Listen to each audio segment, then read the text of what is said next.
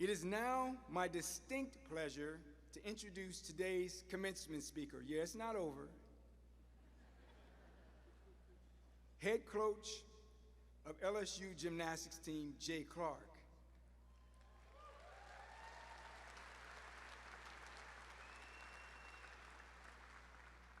A native of Roswell, Georgia, Coach Clark was tapped in 2021 as the third head coach in LSU Gymnastics program history. In only his fourth season at the helm, he took the Tigers to unprecedented heights to claim the university's first team title. The history-making performance made LSU only the 8th program in NCAA history to win a women's gymnastics national championship. That's right, give him a hand.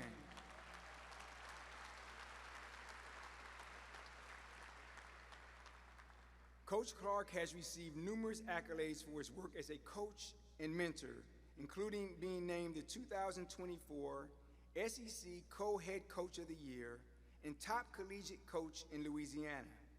He has also received multiple regional coaching honors and is a member of the USA Gymnastics Region 8 Hall of Fame.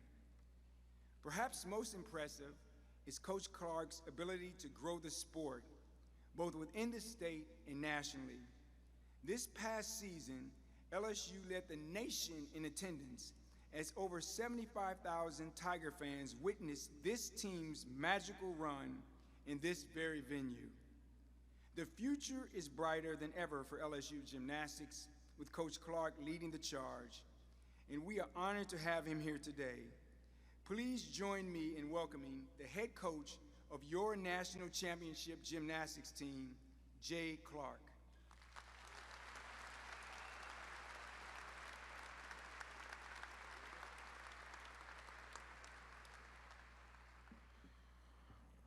He's a tough act to follow. I've had to do it a couple of times. It's not easy. Congratulations to each and every one of you, and congratulations to your families on this amazing occasion. It's a mile marker in your life. But this moment is not what we're celebrating. What we are celebrating is growth. What we are celebrating is attributes of your character that have allowed you to get to this moment. And when I arrived here, first of all, let me qualify what I'm about to say in that I am not a speechwriter. I am not a public speaker of any great orator skills. But what I am going to do is share from the heart with you a little bit about my journey here to LSU, a little bit about some of the things that we try to put into practice that promote that growth, and then I'm going to leave you with an analogy that some of you may have already heard, but I think is very apropos as you move into the next phase of your life. I arrived here 12 years ago, having coached 22 years at my alma mater. Thought that was the only special place on the planet. Came here knowing nothing about LSU except for the ride from the Embassy Suites to the back door of the PMAC when we would come in here every other year to compete against LSU, and I was at the University of Georgia. Please don't hold that against me. That's why I didn't get a hat today, because I didn't. No, I'm kidding. But got here, and Dee Dee Bro sat me down and said, there's some things we need to identify that need growth in our program, one of which was the attendance. At that time, the attendance in this building for a gymnastics meet averaged about 2,600 or 2,700, and they had just under 500 ardent, incredibly supportive season ticket holders that had been with her through her journey for 3 decades at that time. And we really set out to create a vision for what could be here in this town. I had been here enough to know that LSU is special. I had been in Tiger Stadium. I had seen the support for this university in this state. I knew that it was potential to be here. But what wasn't there was a vision for it. What wasn't there was a plan to be put in place. What wasn't there was mile markers set in front of us to really institute what we intended to see happen. And it took a while to get people on board with that vision. It's easy to get on board with visions of things that you already see going on around you. The traditional sports had already been able to do that. In a sport like ours, it seemed impossible to one day believe that every time we opened the doors to this building, that it could be sold out, and that people who didn't know a thing about our sport would have an interest in what we were doing. But we set out to create a plan and a vision, and we met with resistance, if I'm honest, at every turn. But I stand before you today, as he mentioned, we just set a record for all-time attendance here. We were number one in attendance, 12,500 on average, which is what the place seats when it's configured for gymnastics. And we have now well over 8,000 season ticket holders who renew at a rate of over 95% every single year. And we have not yet won a championship when that happened. And that's not about me, that's about a we mindset. That's about a set of principles that we put in place in our program day in and day out that is about we and not me. And that growth can only happen in your life, in your professional life, in your relationships, if you adopt that type of a mindset.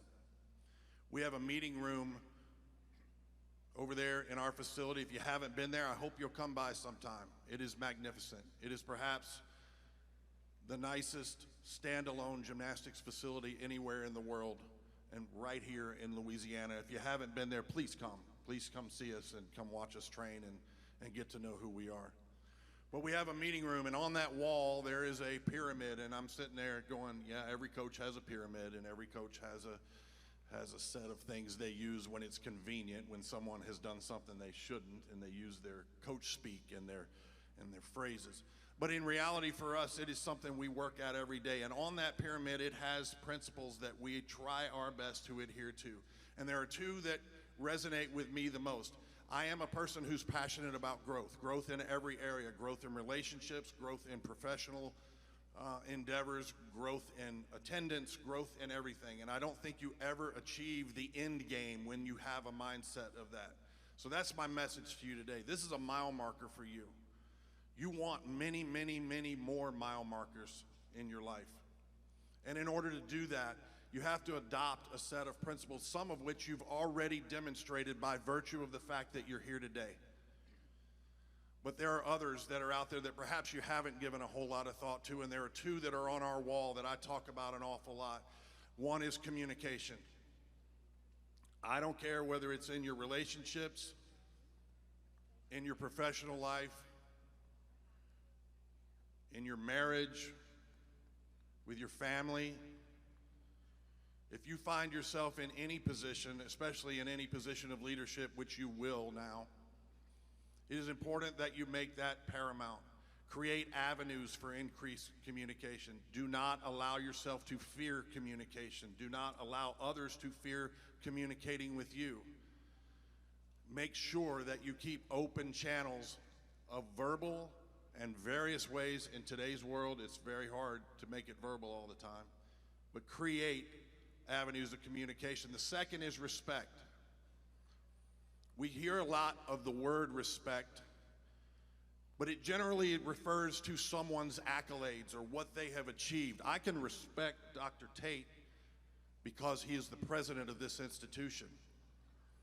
I cannot respect the man unless I know the man. Take time to get to know the man. I know the man. I respect him. I know enough about his journey to get to where he is today to know that I respect him for that. We can respect position, we can respect accolades, but that is not true respect. True respect takes taking time to communicate with one another. They go hand in hand, and learn about what makes each other different. Learn about the things that you have in common. Learn about what makes each other tick, and invest time and energy into those relationships in order to earn and gain respect.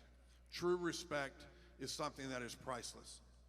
And it is something that if you have and you learn to grow and you learn to invest into other people, you will see amazing things happen in your own life. Those are two of the core tenets of our program. We didn't win a championship last year because we just happened to put a group of people together that got lucky on a couple of days. We had to have some of that, and we did get lucky sometimes. We won a championship because of the previous year when we faced adversity, when we had half our team out with injury, when many of our so-called stars were not able to go. We learned what it was to honor each other with our actions, not with our words. We learned what it was to do something for the 3 letters that were on that leotard and on our chest. We learned to be selfless rather than selfish in a society that says it's about me all the time. We found ourselves playing roles that we had no idea we would ever play. We had not mapped out these roles for everyone. They were unexpected. And yet we had success because we maintained that we selfless attitude. We kept communicating, and we genuinely loved and respected one another. That year, 2 years ago, when we finished 4th, is a year that I'm more proud of than the 8 championships I've been part of. Because of how they did it. Because of the attributes they learned that they'll carry with them for the rest of their lives. And it is those attributes that they maintained that propelled them to the next thing. They couldn't know that at the time. It took selfless act with no promise of return to get to where they got this year. So as you go forward in your life, make sure that you stay relationship oriented in everything that you do. Make sure you don't lose touch with these people that are in the stands that have supported you your whole lives. Stay together with your family, stay together with your friends, invest in one another, continue to grow. It never ends. Growth never ends. And I'll leave you with this one final analogy, and I know this speech is not going to go viral. Okay? As I told you, I'm not great at this. But it's an analogy that I gave our team, and you may have seen it. I'll be honest with you, I saw it on Instagram. But there is one bird that would dare to challenge an eagle, and it is the crow.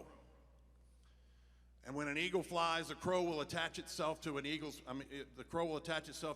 back and begin to peck at its neck. An annoyance. But the eagle doesn't react to the crow. The eagle spreads its wings wider and wider and wider and begins to climb in altitude and get higher and higher and higher. And pretty soon the air is so thin that only the eagle can be up there, and the crow falls off. So in life, you're going to have setbacks. You're going to have things that peck at your neck. I mentioned that I graduated from the University of Georgia and that I worked there for 22 years. I also was dismissed unceremoniously from that institution. I also experienced a feeling of betrayal by people that I thought were close to me. I also found an opportunity at LSU as a result of that, and wound up standing in front of you giving a commencement address that God knows if my grandfather was here, he'd be amazed. But ignore those pecking annoyances, those distractions that will come in your life. You're going to have adversity. You're going to face those challenges. You may be betrayed by those close to you. You may have dismissal in your life where you have to move on to the next thing and be open to something that you once thought you would never have been open to. Walk through those doors boldly. Never look back. Be willing to look in the mirror and self-examine and say, how can I grow? How can I get better? And if you can do those things, it's not a guarantee, but I promise you, you'll never look back with any regret, which is another tenet of our program. And you'll have fond memories of every experience that you've had in your life. Go Tigers.